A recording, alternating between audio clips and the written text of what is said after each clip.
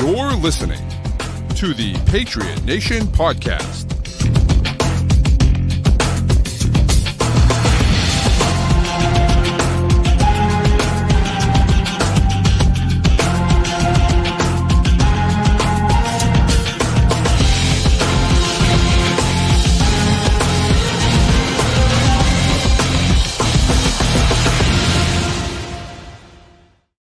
All right, welcome into another edition of the Patriot Nation podcast. As always, your guy, Pat Lane, here with my man, Matt St. Jean. And Matt, the boys are back in town, specifically Josh McDaniels, back in town, officially hired as the Patriots offensive coordinator. And it sounds like the DC is getting set up as well. McDaniels kind of the worst kept secret in New England sports for a while now, but back with the Patriots for the 2025 season and beyond. Yeah, no, definitely an exciting reunion here. This is one that I think we were kind of groaning at when the name first came up. And the more we've thought about it, the more we've opened up to it. Not a name I expected to see in New England again, but you know what's funny to me? Josh McDaniels is still on the young side. He's not even 50 years old yet.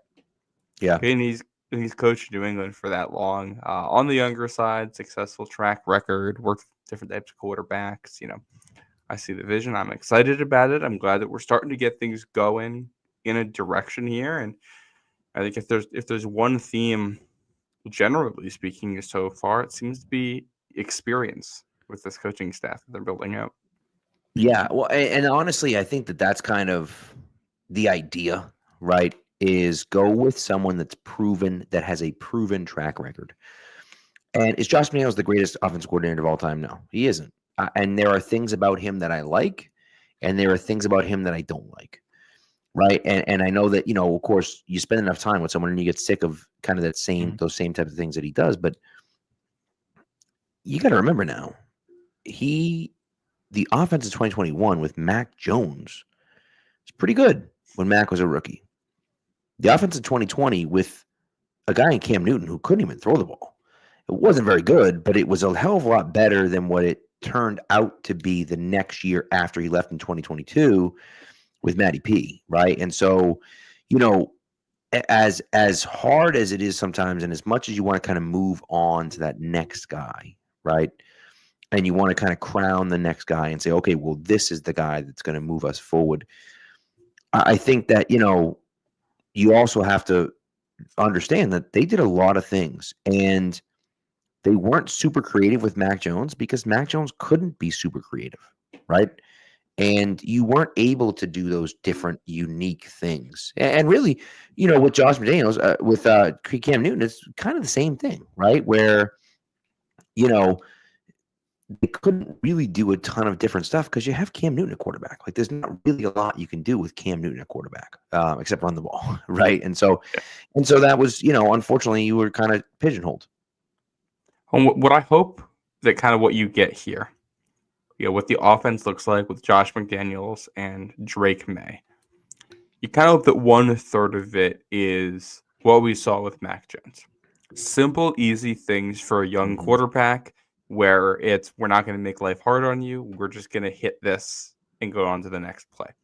Even the best quarterbacks need those. You need your easy buttons. You need your gimmies. That's your play action under center offense, right. Which is huge to draw things up. You also saw with Mac Jones plenty of your spread stuff, because that was something he was very familiar with from college, and obviously Josh McDaniels knows from being in New England for as long as he was. Kind of those basic principles, that's all stuff that Drake May knows, will be easy for him, works. I think the second third of this offense I hope we see is what we got with Cam Newton. It's the QB run game and integrating that into things in a way that will threaten defenses. And this kind of meshes with the first third, where you're going to use the QB run game and the play action together, right, to just set up some of that stuff. And then I think the final third of this puzzle is kind of the new things. And this is where I'm curious what we see out of Josh McDaniels. You know, what has in his year off, what new concept has he picked up? what did I mean? I'll confess, I didn't watch the Raiders that closely when he was there. What did he do there? I'm gonna have to go back and watch some Raiders tape to see if what he did there that he never did in New England. I Right. know they called, they had under center RPOs. I'm pretty sure in that offense, which is definitely something I think they're gonna ask Drake May to do. And part of this is also he's going to meet Drake May. He's going to watch Drake May's tape from last year. He's going to watch Drake May's tape from college. And you come up with new stuff. You know, you copy some of those plays from UNC. You copy some of the stuff from last year that he was really comfortable with and liked. And then you build off of all of that into finding new things that work for your quarterback. If you can kind of have a synergy between these three aspects of what we've seen Josh McDaniels do, I think you can build something that will be really successful if, you know, the other 10 guys on the field are good enough to execute it as well, which Josh is going to have to coach them up. Of course, right. And I think, you know, you're going to see, excuse me, you're going to see a different kind of player, right? I think, you know, Vrabel made it pretty obvious that he wanted to go back to a fullback. Josh McDaniels is not notorious, but, you know, loves the idea of a fullback, likes those big boys, those big guys to be able to run the football and get into those big sets. And I think that's, you know, that to me is something that is really, you know, going to change the offense a little bit, right? Go back to what it was under Brady a little bit more. And so, you know, I think that it's a good thing. It's a good thing, right? We need more of those. We need to be able to run the ball better, right? And so does that mean another tight end's coming in? It means a fullback, I think. And, you know, Jack saying, he wants Jaheim Bell at fullback. And I think that's not a terrible idea. I just don't know how good of a blocker he is, right? And that's really the question. And look, we mentioned this before, but that's the reason why he got drafted in the 7th round, right? Or the 6th round, wherever he got taken. Like, he's a good player. Him and Johnny Wilson, both good players. No one had any idea where they were going to play, right? Jaheim Bell is like too short to be a tight end, but not quite thick enough to play fullback, but like also not fast enough to play wide receiver. So it's like, what are you going to do with him at the NFL level? And so, you know, I wonder, could he be a Kyle Juszczyk type player? The difference is the Kyle Juszczyk's a really good blocker too, right? It's not just a receiver. And so, you know, you have to mold Jaheim Bell into that blocking fullback, but I don't know if he has the potential to do that, you know? Well, and not only just that, I mean, Juszczyk has like wide receiver level skills. Right. Right. In some ways that Bell does not have right now. One thing, like, I think when you look at the Alex Van Pelt offense, you look at Bell as kind of a fullback in that.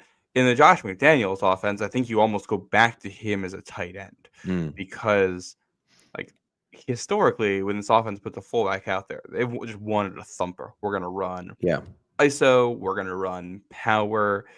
We're going to run counter. And we're going to ask the fullback to hopefully get through to the second level and hit someone hard as you can. And that's just not who Bell has ever been as a player, and that's fine. That's not what you're asking for him.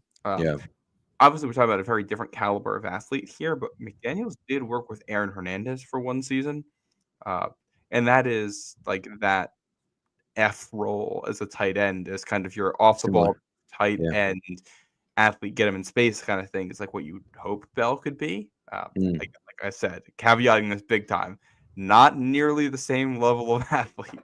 But I wonder if you pull out some of that and say, hey, you know, can you do this?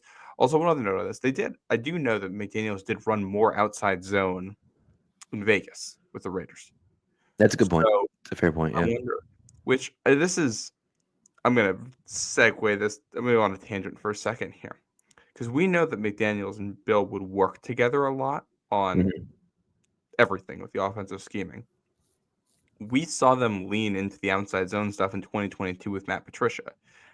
I wonder, or at least that was the idea conceptually. Yeah. I wonder if that was something that was in the works beforehand, if that was something, because McDaniels went and did some of that stuff with Vegas. Wonder if he was like, this is something that's becoming bigger. I want to be able to do it. Yeah.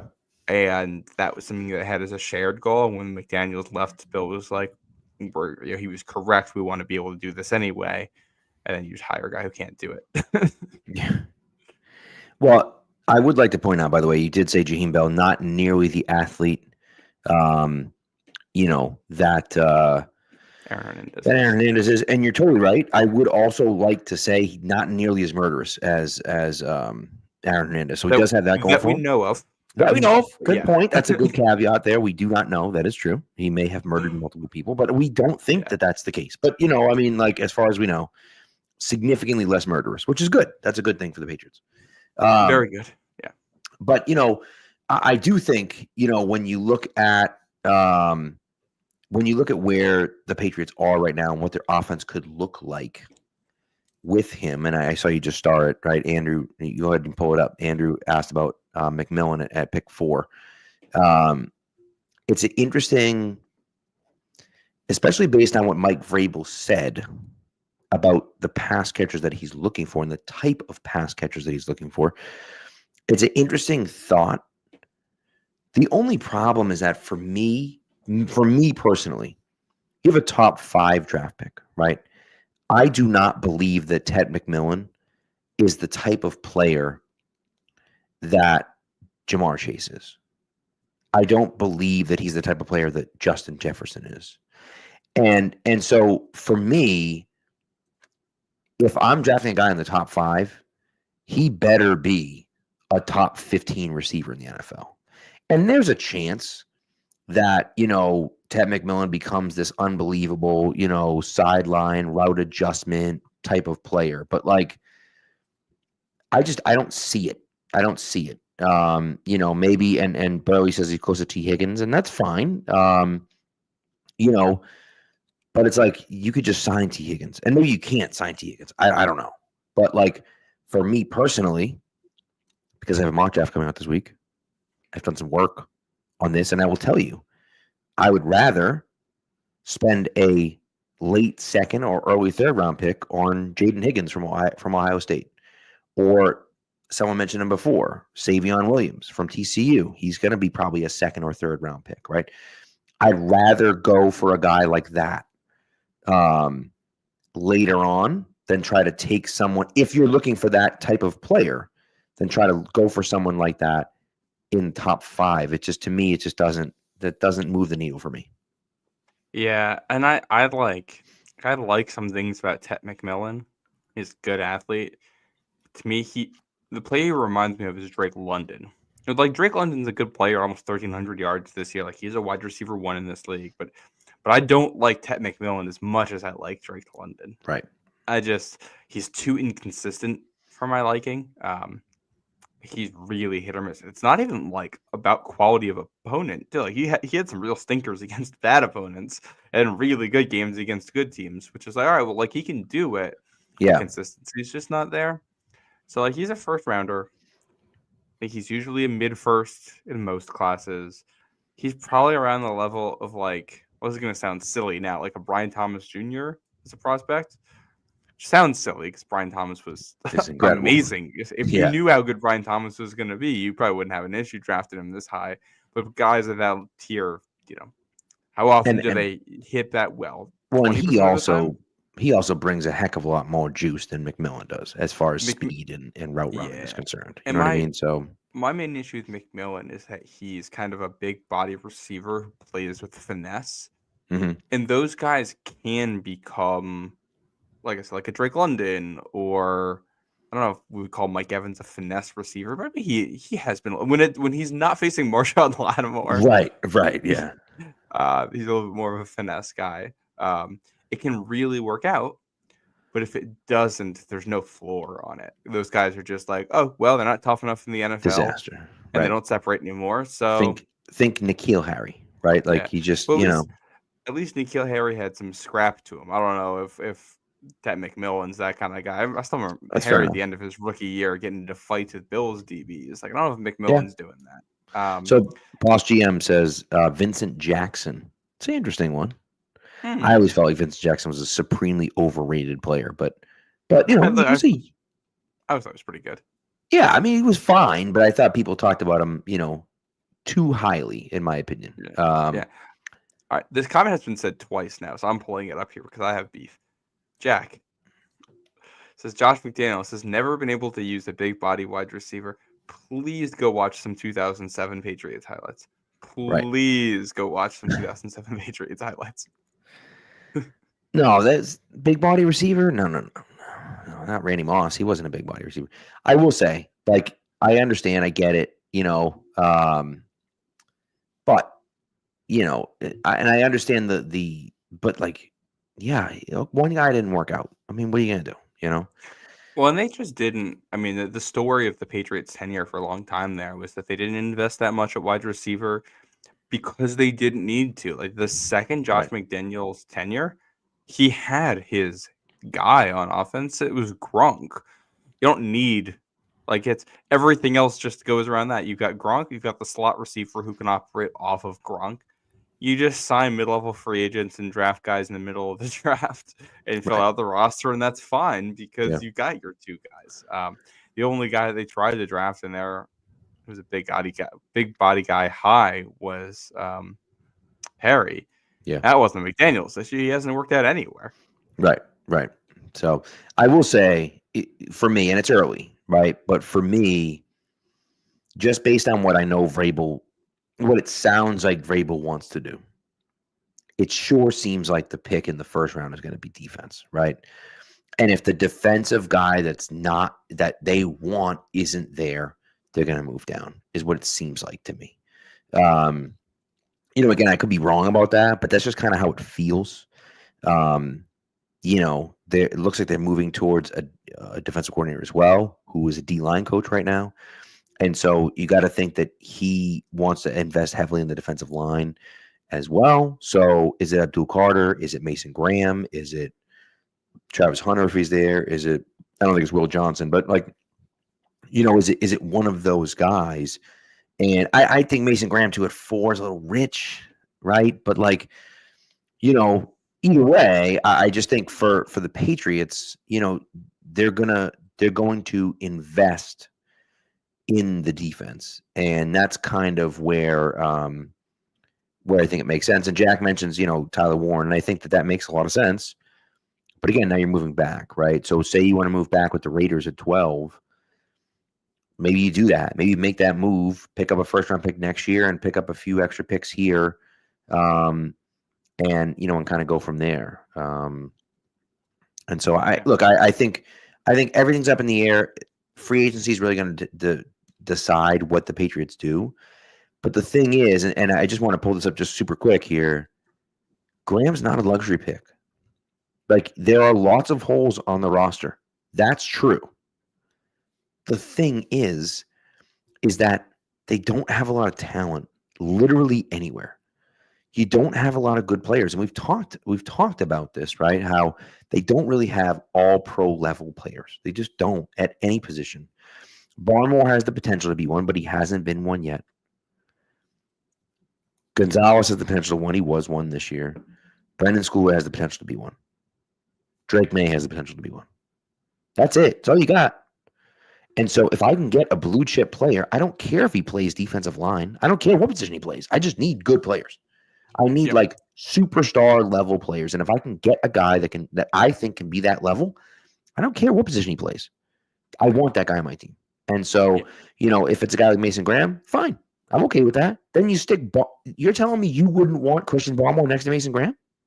Like, we'd wreak havoc on the rest of the NFL, right? That'd be great. That's a good thing, right? Look at what the Rams did this year with their. They drafted Jared Verse and Braden Fisk, and all of a sudden their defense looks incredible, right? And so it's like they have like 17 sacks or something in a 2-game playoff run or something. Outrageous. It was one of the best playoff runs by sack performance or production ever. It was 2 games. Yeah, it was incredible. Yeah.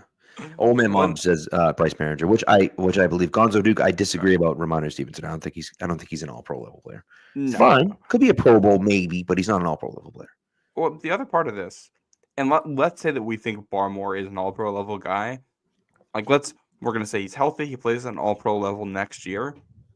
Look at what the front seven looked like this past season. They were getting gashed constantly, and they had no pass rush. Right. You're going to play 4 down linemen, probably 3 or 4 down linemen most plays. You're going to have 2 defensive tackles on the field most of the time you're on the field. The Patriots this year, Daniel Akwale played 722 snaps, and Devon Godshaw played 679 snaps. So that's just those guys. Farms played over 450 snaps. Eric Johnson for you played almost 200 snaps. Like when you're going to rotate defensive tackles a lot, you're going to have guys that play a lot of snaps. You have room for multiple good defensive tackles on any football team. And it also allows you to do a lot. If you are elite with your interior pass rush, if you have Graham and Barmore, then now you can spend a little bit less money on edge defender or linebacker or corner or some of these other places because or you can be more targeted with how you spend your money because you got real difference makers in the middle. Now, what I will say is this. I think if Travis Hunter and Abdul Carter are off the board and I have to make a pick at 4, it's probably Mason Graham. I'm also not 100% sure that, I don't love Graham. I really, really, really, really like Graham. He's also just he's quick, but he's not.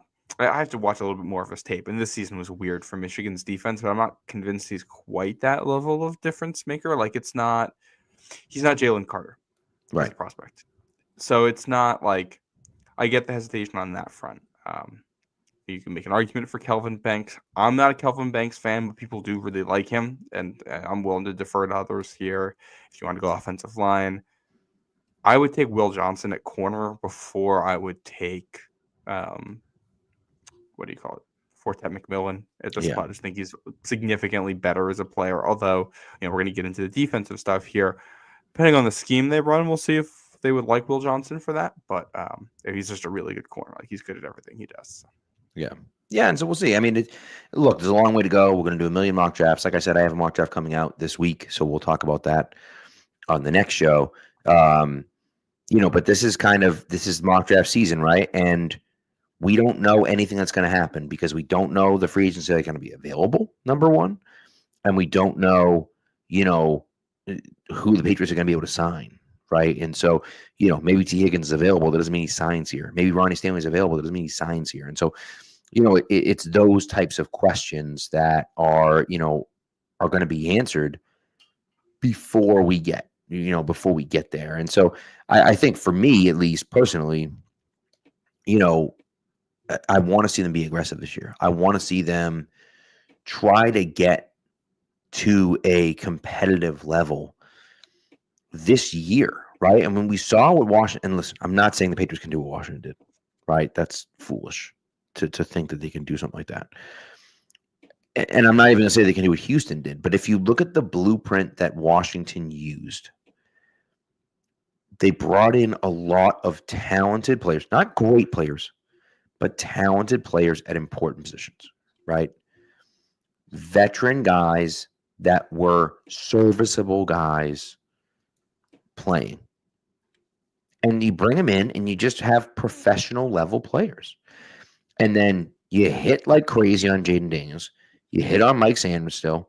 You hit on the left tackle that they drafted, Coleman. Is it Brandon Coleman? Brandon Coleman, yeah. Yep. So you hit on those 3 guys, and all of a sudden you're looking at this saying, "Whoa, our team's really good," right? And so if the Patriots can do that, I think that could be important, right? I think that could be that could help them out. Now, look, that doesn't necessarily mean that they're gonna, they're not gonna be super competitive next year. I don't believe, but you never know. And if they can find some of those good veteran pieces to make them, at least competent at those positions. The real issue is the Patriots weren't competent at a lot of positions. Yeah. So you're looking at it and saying, they don't even have competence. They're not even replacement level players that are playing left tackle and left guard for the majority of the season. Right tackle in particular, right tackle, right? And right tackle was probably their worst spot on the line all year long. Yeah, and that's and so that and as bad as Adarian Lowe was, and he was bad, don't get me wrong, he was still their best tackle on the team last year. And so that's really saying something. And that tells you how bad they were at right tackle. And so, yeah, you need 2 tackles, right? And maybe Caden Wallace can be the guy at right tackle. I don't know. I didn't see it this year, though, so I don't know, So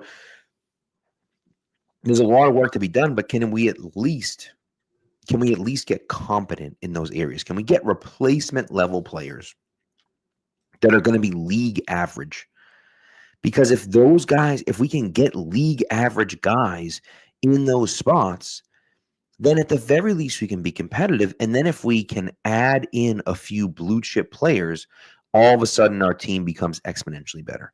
And that's really the situation. And it's get to the league average with your signings. Right. Hit the blue chip in the draft. That's typically how it goes. And then sometimes, trade market. Very rarely free agencies where you're going to get your true blue chippers. Maybe you get one. Especially the Eagles. Yeah. Or, when Brady or Peyton Manning hits the market. Right. You're able to get a Hall of Fame quarterback. Right. Another name I do find interesting here. T. Higgins is the one getting the hype. Chris Godwin is somebody who I've thought was a Patriots fit for a long time, especially, he was somebody I wanted them to draft. If you liked Mohamed Sanu back in the day, he's that type of receiver, just better, more productive all around, a better player. Older, coming off injuries now, but he played with Brady, so you think there might be some overlap there in terms of the offensive style, maybe, and he plays a role in the offense they might like. He's got championship experience. If he passes a physical, if he'd be good to go for this season, I think he's a guy who's a really interesting signing. If they don't like T as much as, because I think we have to be realistic about a scenario here where they have T value at a certain amount of money and the money just gets too high. And it's we could spend the money on him, but what's the point of spending this money on a guy we don't think he's worth it and it's going to hurt us down the line? So if it hits that point, is Godwin a better option for you? I think that should be something to consider here. I like that. And he's older, like you said, but they drafted Jalen McMillan down there in Tampa, so I think that's the replacement plan. So I think he's hitting the market. Yeah, you would think probably. I don't know. We'll see what happens, but I'd be down with that. Jack asked about Amari Cooper. I think that's a possibility, although I feel like that's an unlikely scenario. Yes. I don't know if he'd be a guy that Vrabel would really love around here. Is he good? It's hard to know with Amari Cooper. Sometimes I think he's good. Sometimes I don't know. It's one of those weird things with him where once or twice a year, he's really, really good. And the rest of the year, I just have no idea. So I don't know. He's been like the Bills' wide receiver 4 though. He's not even getting on the field for them. Right. So I saw a tweet earlier. It was something funny. It was we've got DeAndre Hopkins and Amari Cooper both as the wide receiver 4s for their teams in the playoffs. Yeah. Okay, well, we're getting older. Yep, that is correct. So yeah, Cooper might be done. What did the Bills give up for him? Is that a third? Not my. I don't think it was. I don't think it was a third. Maybe it was a third, but I don't think it was. I don't know. I'm actually not sure what it was, to be honest with you. It was Cooper and a 6th for a 3rd and a 7th. That's a lot. Which is man, it's not quite as bad, but if the Bills don't win this year and Amari Cooper is not giving you, if the Bills lose on Sunday and Amari Cooper doesn't give you anything in that game, are Bills fans looking at that to a degree the same way we look at the Mo Sanu trade? Yeah. I mean, I wouldn't. Yeah. I don't know how you couldn't. You know what I mean?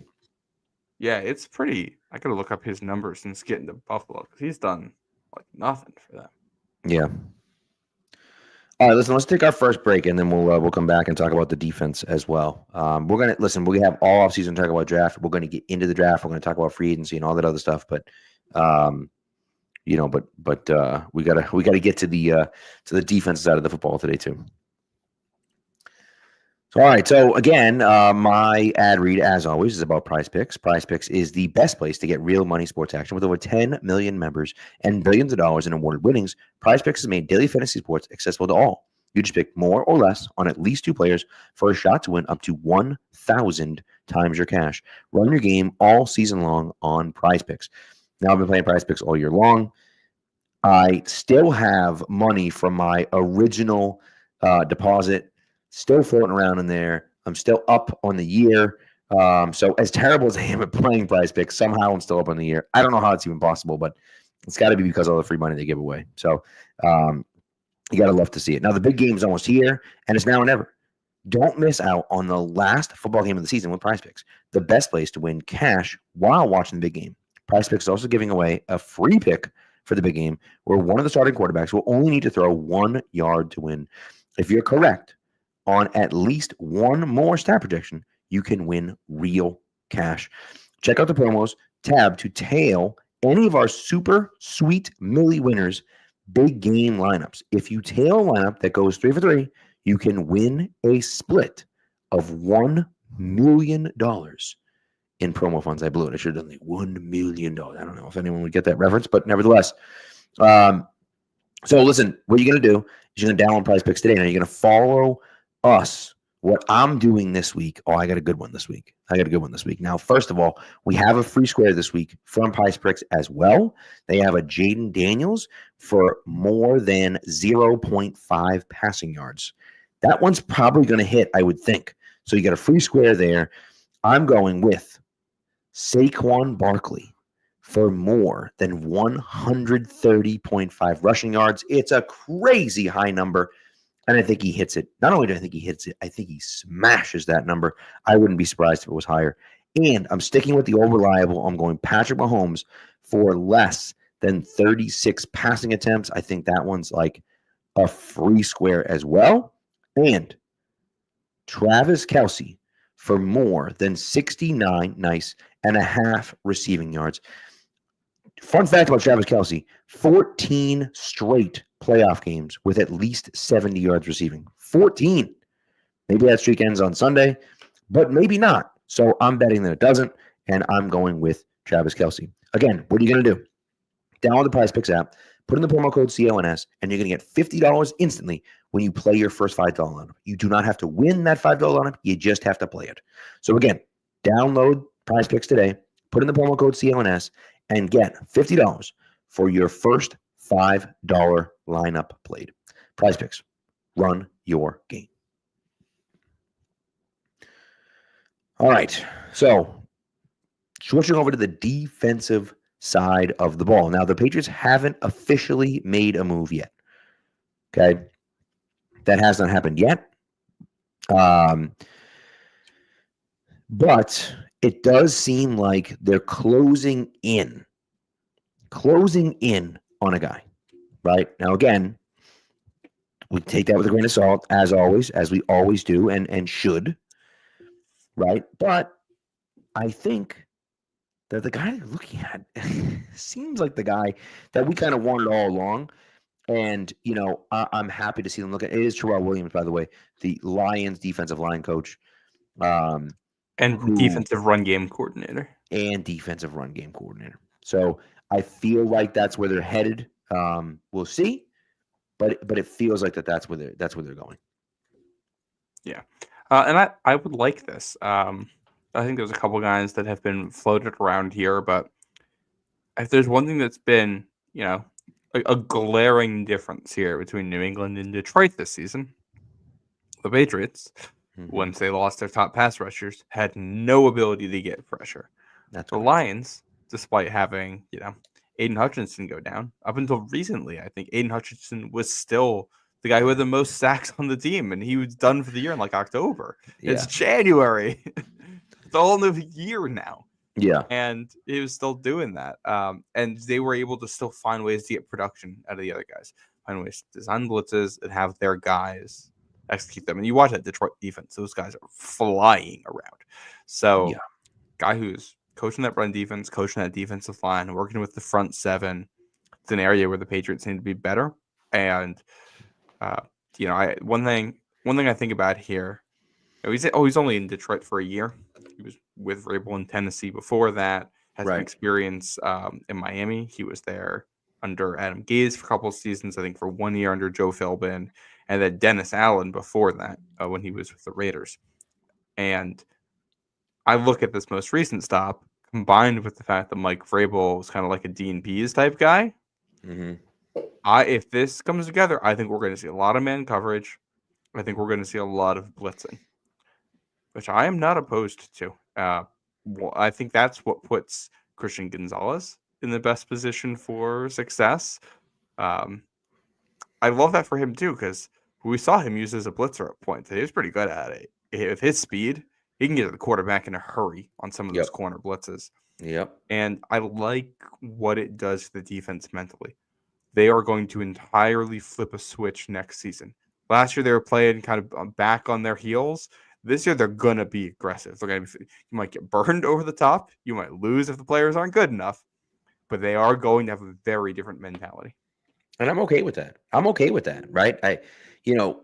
I just feel like for so long the Patriots have kind of stood by and allowed teams to come at them, right? Certainly they did that all year this year. I feel like they never really dictated a game defensively. Maybe that first week they did a nice job of that, but outside of that, they really didn't do that this year. And I don't know if they really did it last year either. I know their defense was good last year, but I don't know if they really did it last year either. But I'll tell you, having a defense like that attacks as opposed to sitting back, I kind of like that, especially when your team isn't very good and you don't know what you have. I'm a fan of doing that. And so, look, I mean, there's a long way to go. Who knows what if they're going to do that? Who knows what the personnel is going to look like as well? But I'm excited about the opportunity about something like that. And again, when you start sitting there and saying, well, what is it that we want to look like? That's kind of what I'm looking for, right? Yeah. And when I think it fits with the guys they already have on the run, like, you're not going to have any issues getting Juwan Bentley to buy into this. You're not going to have any issues getting Keon White to buy into this, or Barmore if he's healthy and playing. Like, I think Godshaw would probably like that too if he's back. Right. That type of, we're going to fly around and attack. I like it. And this guy's experienced. He's been around football for a pretty long time. This would be his first stint as a defensive coordinator, I believe. Yeah. But he started as a coach in 98, defensive line coach in college. So Fort Scott, North Carolina A&T, Youngstown State, Akron, Purdue, working his way up, all as a defensive line coach. Texas A&M, and then he gets to the NFL. So he's been in the league for over a decade now. Raiders, Dolphins, Titans, and he got the assistant head coach title with the Titans his last year under Vrabel, and then added the run game coordinator label this year with Detroit. So clearly taking steps up, clearly experienced. And this is another guy he's never been a play caller before, but he's very experienced with defensive coaching. Yeah.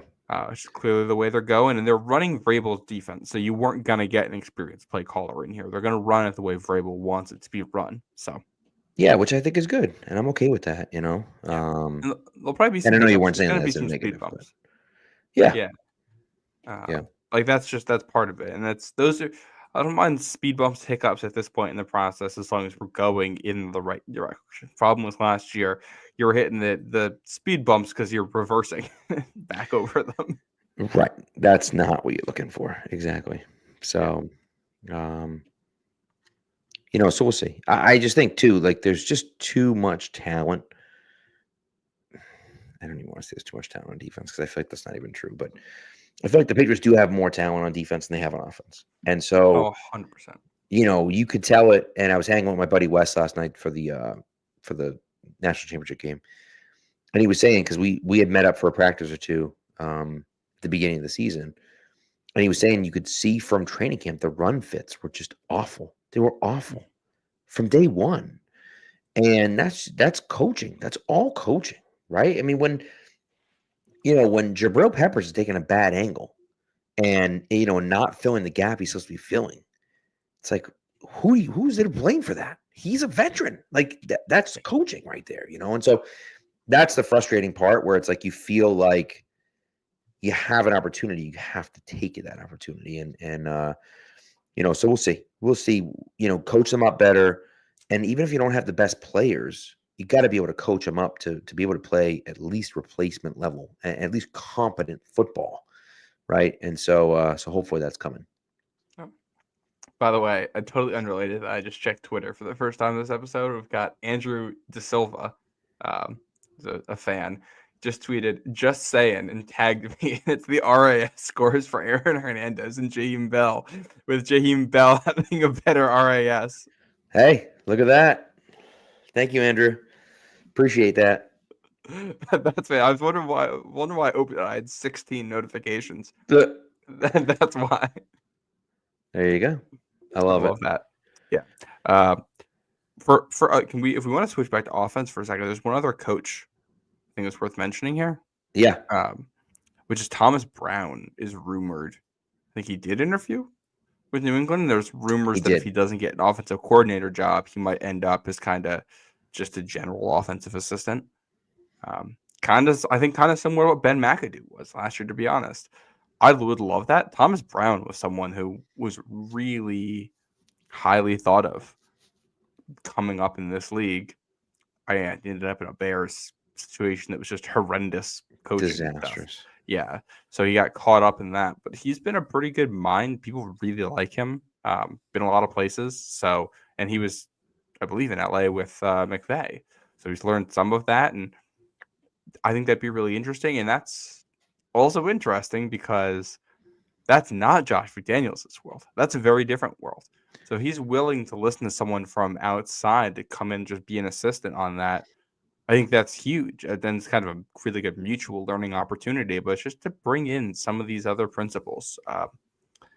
That's something McDaniels has always been good at, and to see that continue here, I think would be awesome. I think it would be nice, and I liked, the Bears were just such a cluster. They fire their offensive coordinator and then promote Thomas Brown to offensive coordinator, and he looks good for a few weeks, and they fire their head coach and they promote Thomas Brown to head coach. And it's like, well, you were just doing well at offensive coordinator. Why are you now moving him to head coach? Makes no sense.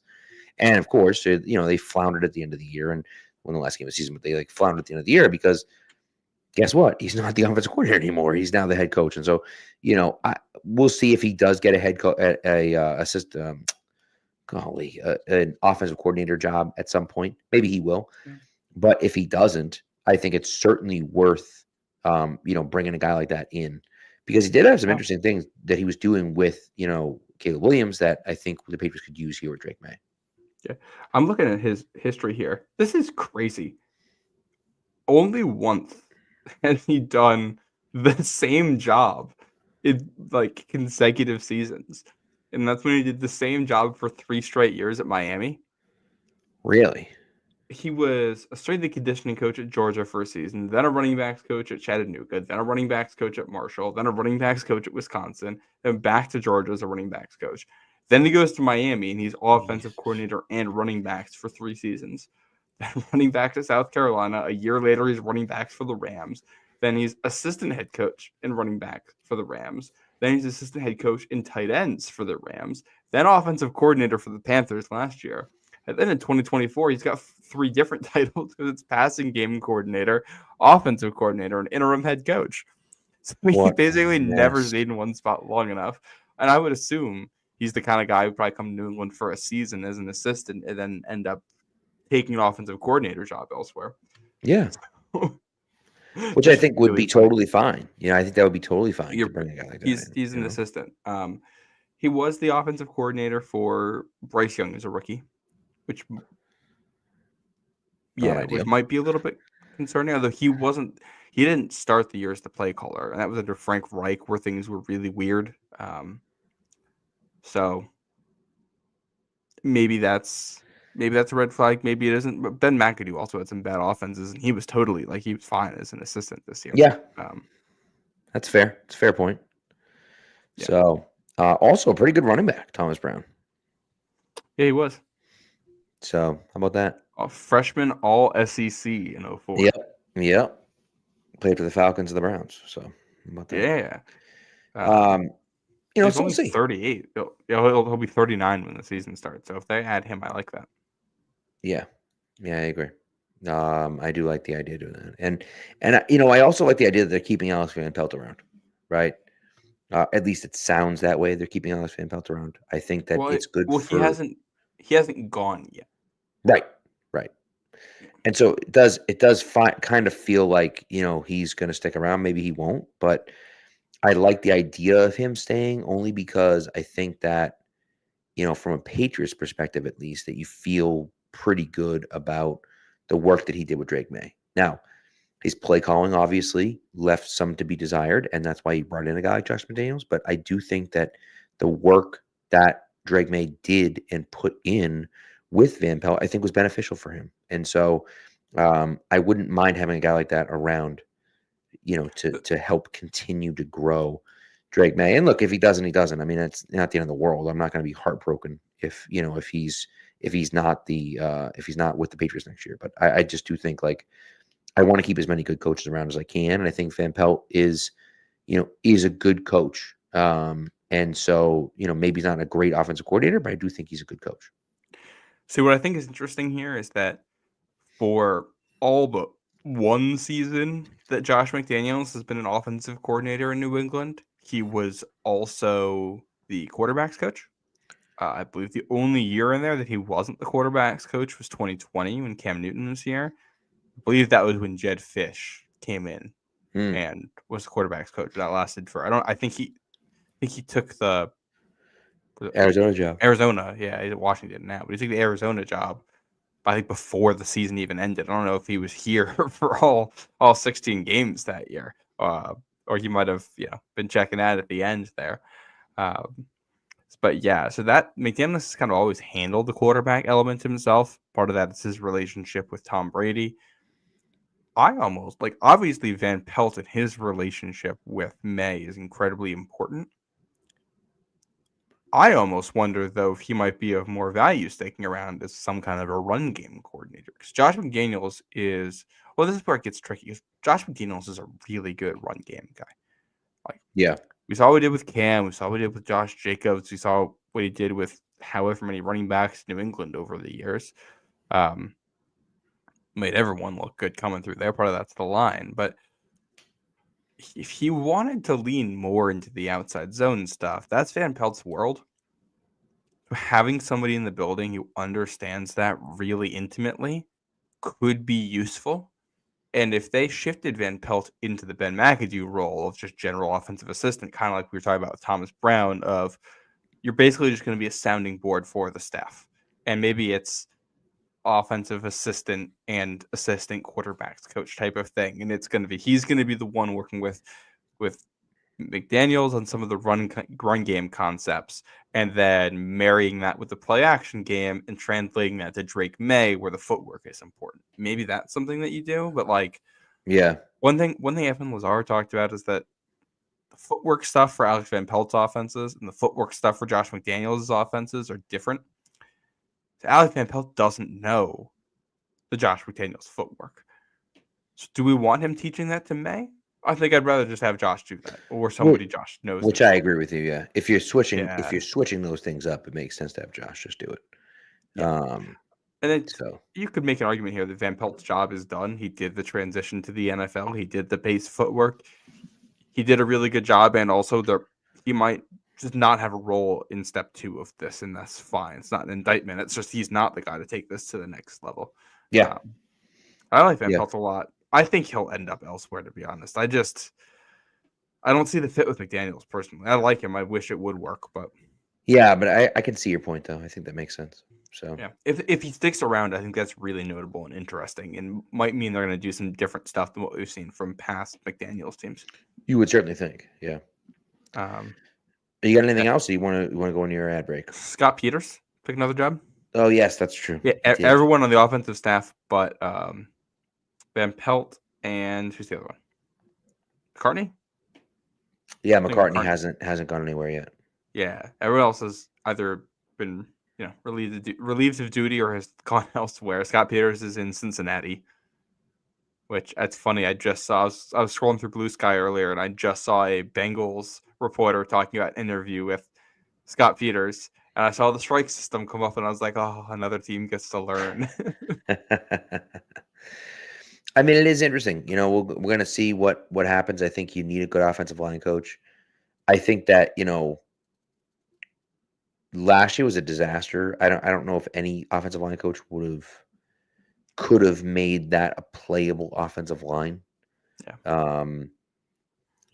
But then again, maybe some of it was the coaching and they would have been a little bit better. Not much better, but maybe a little better than what they were if they had better coaching. And, it's hard to know.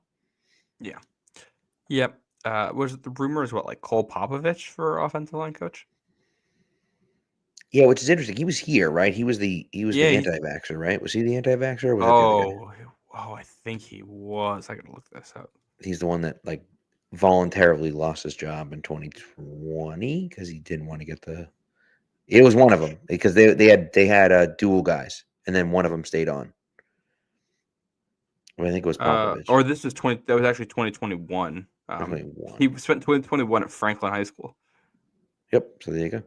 After he lost that, and then he was at Troy, and then he's been the assistant in Houston the last 2 years. Yeah, he's been back in the NFL since. The Texans have one of the worst lines in the NFL. Yeah, I don't know why. They can't pass block at all. No, I don't know why you bring that guy in. If Houston's doing so poorly, it doesn't make any sense. I know you have some familiarity with him, I guess, because he was here. But what does that have to do with anything? Just you don't have to hire all guys that were here. You know what I mean? It's not. So and there's familiarity because he was in New England, started in 2016. But just because you have familiarity doesn't mean he's a good offensive line coach. No. Well, what it means is that he knows how to teach your concepts. Maybe he doesn't know how to adapt those concepts to what's going on in Houston. Maybe he's the assistant there.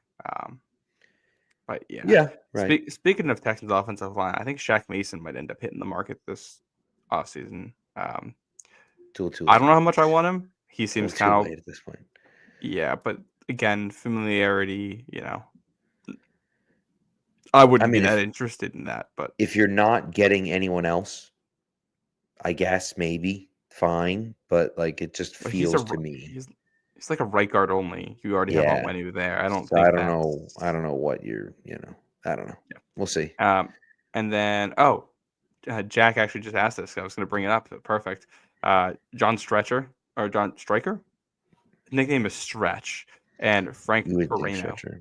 Yeah. Who's strength and conditioning. Any thoughts on either of them? So Perrano worries me just a little bit because I've heard that a lot of guys get injured, a lot of different things. And strength and condition is hard because it's up in the air, right? You don't know, how much of it is work and how much of it is just fluke injury luck. Who knows? But yeah, I'm a little bit nervous about him just because I've heard, guys tend to get hurt a little bit more under him with some, different injuries that you feel could be preventable. I don't know. Striker. I think it's Stretcher. Is kind of like Vrabel's Ernie Adams, I guess. And so he's a guy that's worked with him in the past. He's more like a consultant, kind of like Adams was. I think it makes sense for Vrabel to bring in a guy like that. I mean, those are the types of guys that you want around. That's what you're trying to do, Yeah, and Stretcher's what is it, game management coach or something like that? But he's essentially Ernie Adams is what he is. Well, and it's a little bit because what Ernie Adams did was everything.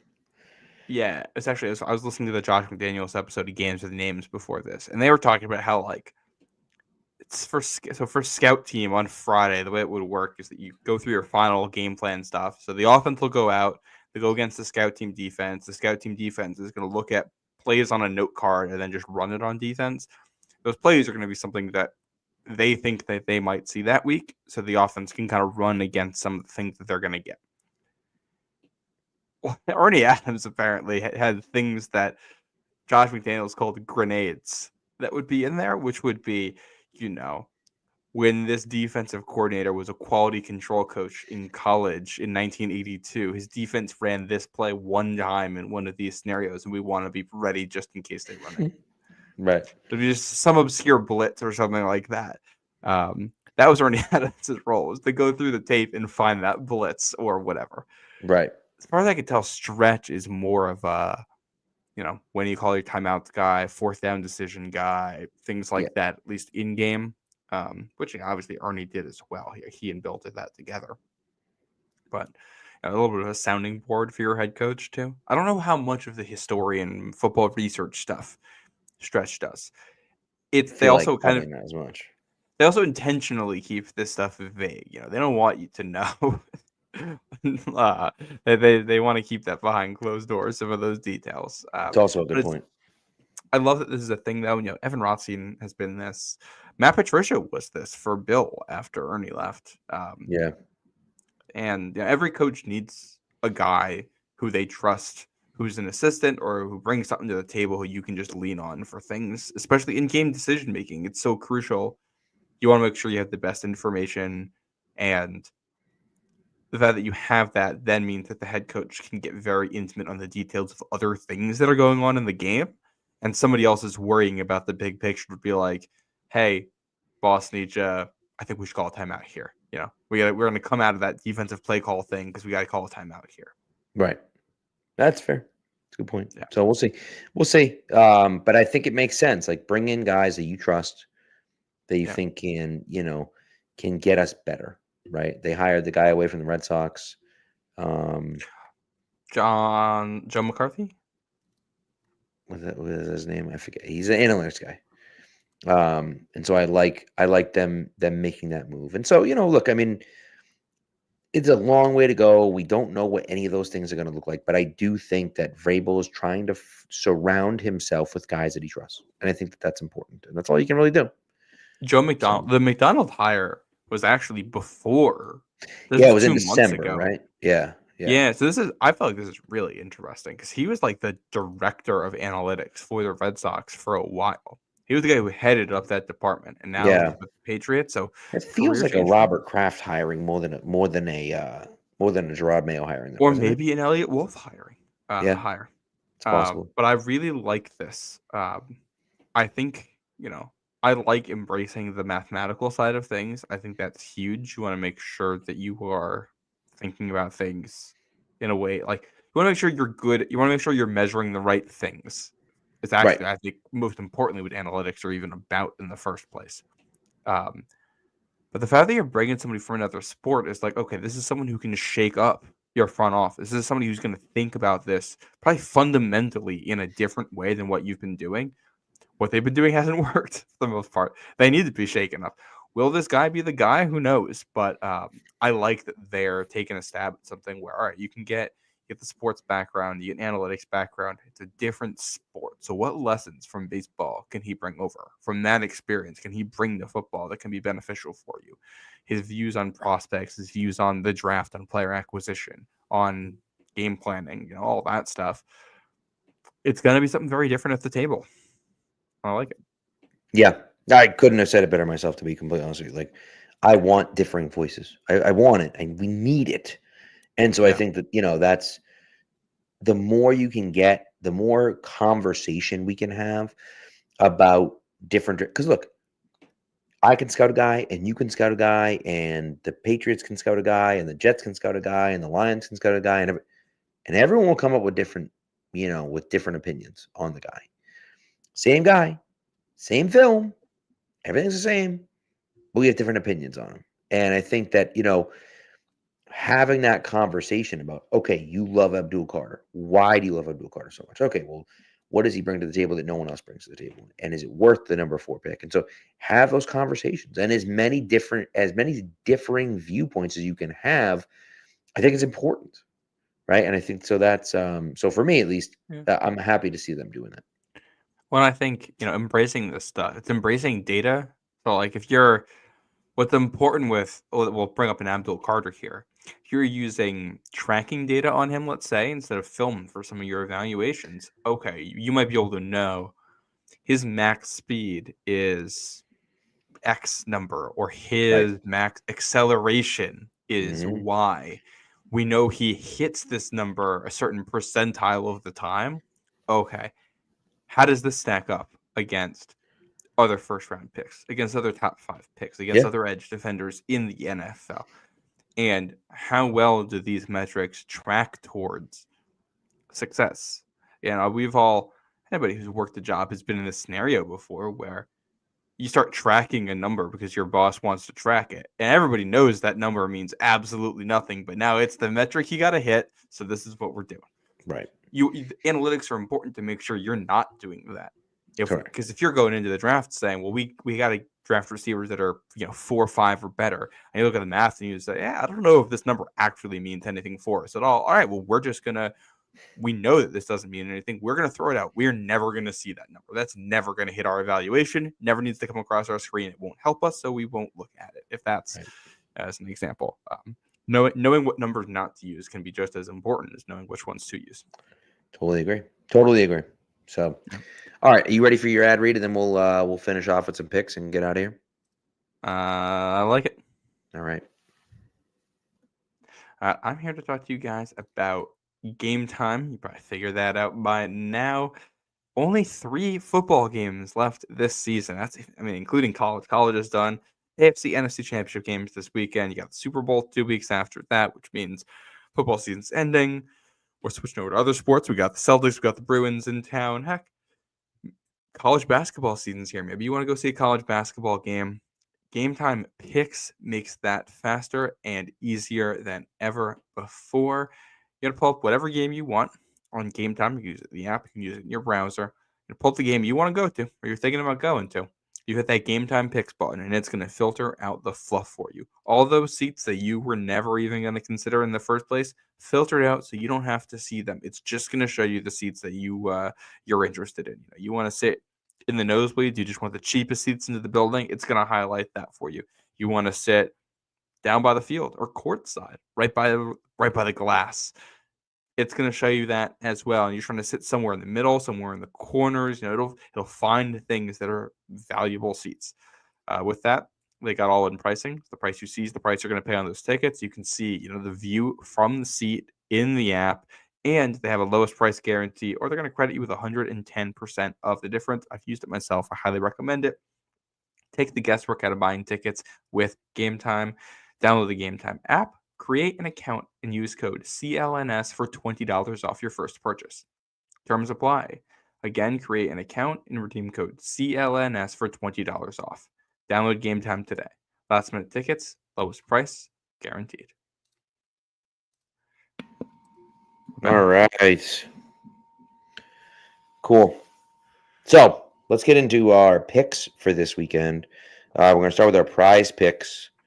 We won't do our picks of the weekend until the end of the week because that would be silly. I'll just read over mine again, just so you have it. Listen, they're giving away at Jaden Daniels Square. They're giving it away. It's free. It's more than 0.5 passing yards. You'd be dumb not to take it. So whatever else you're doing, just add it on to it. Or if you're like, and this is where you make the mistake sometimes, is I'm like, oh, the Kelsey one or the Mahomes one, I'm like, that's guaranteed to hit. Well, then just pair it with the Jaden Daniels one and be done. Oh, it's not a huge multiplier. I know that. I know. But still, it's something, So anyways, but I'm not doing that, of course, because I don't listen to my own advice. It's just the way it is. So anyways, I'm going with Jaden Daniels for more than 0.5 passing yards. I'm going with Travis Kelsey for more than 69 nice 0.5 receiving yards. Again, 14 straight playoff games with 70 receptions receiving yards or more, which is just simply outrageous. Patrick Mahomes with less than 36 passing attempts, and Saquon Barkley for more than 130.5 rushing yards. That's my pick for this weekend. It's a times 10. So whatever you put in, if those 4 hit, you win 10 times your money. Can't beat that. I like it. My picks, I'm going to start with the early game. The NFC Championship, Washington at Philly, which is a fun one. Give me Austin Eckler More than 3 receptions. Oh, okay. The way this Philly defense likes to play a little bit passively, I think we might see them, just take some of those checkdowns to Eckler. I like And that. this one, I like Jaden Daniels getting the ball to him in the late one. Bills Chiefs. Travis Kelce, more than 6.5 receptions. It's the playoffs. Mahomes is going to find Kelce. That's just going to happen. You can try to take him away. You can try to limit him. He's going to get him the ball. So I'm taking the more than on that one. I love it. Big fan of that. Hopefully both those lineups hit and you guys follow along with us and you win yourself some money this weekend. That'd be nice. That would be nice for everyone involved. And again, add your Jaden Daniels square onto Matt's lineup. Just add a little bit extra. Just add you a little bit extra, and it's a free square. What the heck, So, and again, you're going to go into Prize Picks, download Prize Picks, put in the promo code CLNS, get $50 instantly when you play your first $5 lineup. So, can't beat it. So, Burley says Ertz more than his receiving yards, and I'm not 100% sure what the receiving yards is, but I like that. Zach Ertz has been a guy that's been targeted. A guy that I also like is Diami Brown, which is insane. Diami Brown, I think they said his first 4 years, he never had more than 5 receptions in a game ever. And he's had more than 5 receptions in a game in the last 2 games in the playoffs. So, kind of wild. I wonder if Diami Brown can do that. His yards number is 42.5. It's not that bad. Zach Ertz is 30.5. So, that's interesting. Those are 2 interesting ones to look at. So, okay, very interesting. Should we do picks for the games this weekend? Not yet. It's too early. We're gonna have another show Friday night. Are we not? I didn't think we were. No? Okay. Well, let's do another. What the hell? I got plans Friday night. Okay. Well, definitely not Friday night. Maybe Thursday night. Maybe I was thinking we were gonna do it another night. But whatever, dude. It's a weird schedule this week. We're all over the place. All right. So let's do them now. Sure. Let's do them now. Yeah. Early game. Commanders Eagles. So they split the season series. Yep. They did. Jalen Hurts. We don't know if he's practicing yet, or like what the deal is with his injury, right? No, we do not. We don't know anything about him yet. The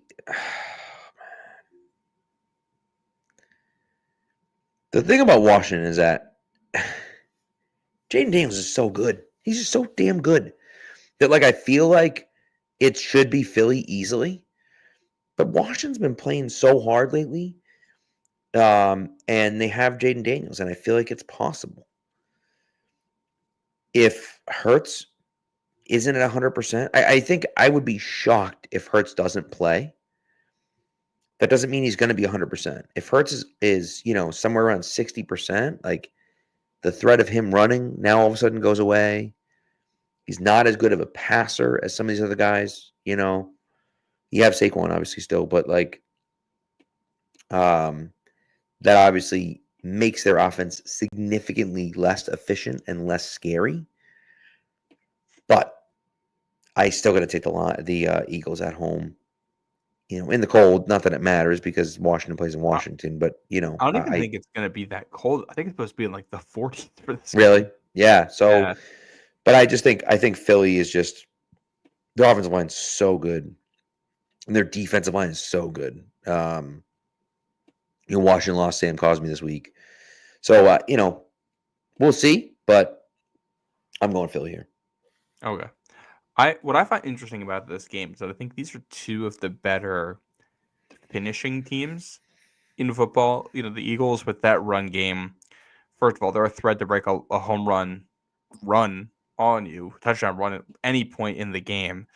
But the way that they're able to wear you down in the trenches, they become very lethal at the end. Yeah, where other teams are running to get a first down to run down the clock, they're running to put the nail in the coffin, and they've been able to do it. The flip side of this is that Washington is one of those teams that they never die. The way Jaden Daniels has been playing this season, I got to eat so much crow on my takes about him. I was so far off. You weren't alone. He's been unbelievable. He's been so good for them. He's accurate. He's decisive. And his mobility has been such an asset for them. And Washington plays with no fear, kind of like Detroit. They go for it on 4th down, and the quarterback mobility in those spots is huge.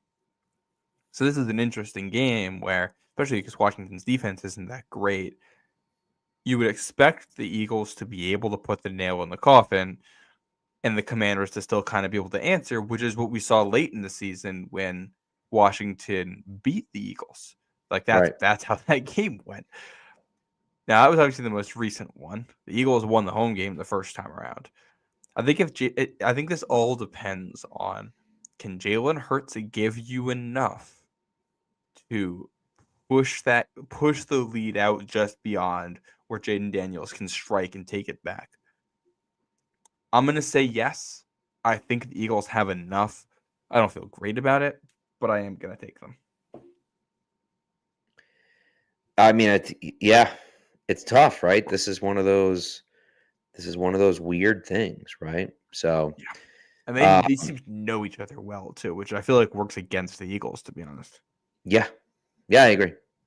Yeah. Here's something interesting, right? And we're going to talk about the Chiefs game right now. Something fascinating. Since week 5, the Eagles have one loss to the Commanders. Yeah. Since the beginning of the year. Now, I know the Chiefs lost in week 18. That doesn't count. None of their players played.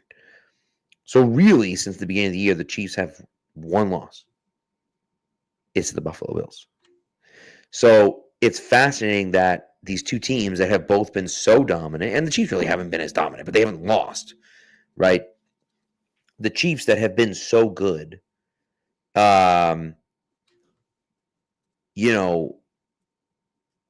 only lost really to the Bills. And Philly, that's been so good, have only lost to Washington, who they're playing. So it's really a fascinating situation. I don't know if it's happened before in this kind of both teams haven't lost in a long time. And again, the Chiefs have lost, but like it doesn't really count. I mean, that game doesn't count. No one played. So anyways, I just thought that was an interesting little tidbit there. So, but for that game, I have to pick the Bills. I have to. I can't. For the love of God, I can't deal with another year with the Chiefs. I just can't do it. I can't do it. So the Bills need to come through and win a flipping playoff game in Arrowhead. Just beat the flipping Chiefs and be done with it. Please. Please. Well, and what's the craziest thing about this is that these teams have played 9 times in the Mahomes, Josh Allen era. Yeah. And the Bills are 4-5. This is essentially a 500 series between these two teams. Yep. The problem is the like almost all these losses to the playoff games for the Bills. Right. And like they basically, it's been brutal for them. They have not been able to get over this hump. Regular season, I mean, they've got they've got a couple blowout wins. They win this time was by 2 scores. You go back to 2021, they won by 18 points at Kansas City. Like they've done this in the regular season and it hasn't translated. And I feel like I'm Charlie Brown and Lucy's holding that football. I'm like. And the ball's held. It's not going to happen this time. Like the uprights are so perfect. The ball's held exactly where it needs to be. Ugh. I know how to kick it. It can't go wrong. I feel like it's got to be the Bills, and I feel like we're going to do a show next week, and I'm going to be sitting here looking like an idiot. But Yep, you and me both. But just for my sanity, for the love of God, just let the stupid Chiefs lose, please. I just can't do another year of them in the Super Bowl. And I know that's the same thing Patriots fans used to get and everything like that. But, well, I liked it when it was my team. I don't like it when it's other teams. Clearly, right? Clearly, right? I understand it. I get your pain. But, no. On the Bills in this series, they played 5 straight games at Arrowhead Stadium. Which is great. Because it was the way the divisions match up, you end up on like 3-year rotations with who's home and who's away. So for these 3 years, the Chiefs had the home rotation for regular season and 2 playoff games in there where the games are at Kansas City. And in those 5 games, the Bills went 3-2 with 2 losses for the playoff games. So like the Bills have not even had a hard time winning at that stadium. No. Arrowhead doesn't phase them, and one of these probably should have been a win for them. Like, they probably should be 4-1. Yeah, what the over Kansas 13-second game? I mean, like, If that 13-second game goes differently, we are probably talking about how, even though the Chiefs have won a couple of the playoff matchups, the Bills have largely owned the series. yeah. But we're not talking about that. So, yeah, and even last year's game was close. Yeah, it's the Bills. It's got to be, right? One team can't get this lucky this often. Like, it has to end.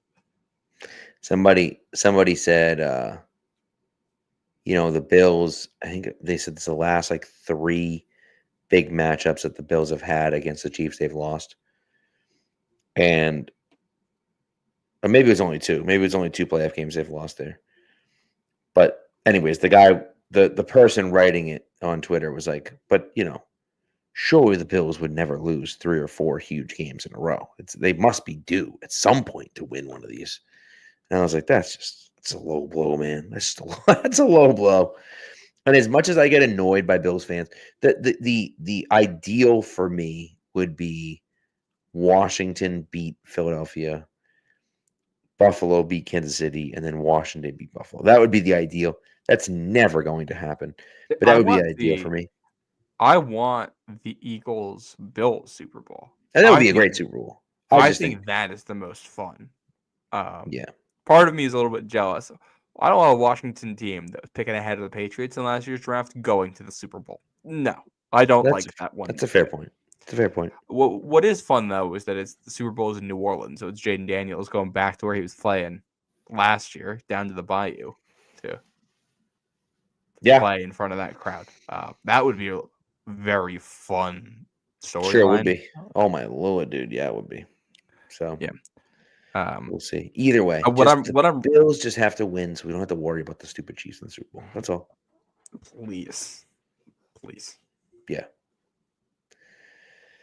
All right. I think that does it. I think we're done here. So maybe we'll be back later in the week. Maybe we won't be. Maybe it'll be next week. And we'll see. I'm away next week too, so it's gonna be weird. All right. We'll get some things in. I would like to do, even if we do a quick show, like even Thursday night, just to go over my mock draft. Oh yeah. I think that might be fun. Just do something quick like that. We are going to have a mock draft coming out every week, I believe. You and I will be writing every other week. So we'll alternate. You'll be writing one. I'll be writing one. You'll be writing one. I'll be writing, so on and so forth. So you took the first one last week. I have this one this week. So that means I'm up next week. I got to pre-write this then. Yes, sir. Yes, you do. Better get working. This weekend. Yep. So, yeah. So anyways. So, all right. That's all we got. Thanks for coming through, people. Thanks for the chat. We appreciate you. Thank you for, who was it that you said messaged you on or tagged you on Twitter during the show? Andrew Zillow. Nice work. Thank you, Andrew. But yes, thank you for being alive in the chat and coming through. We appreciate you guys. We love you, and we will talk to you soon. Be good to each other, and go Pats.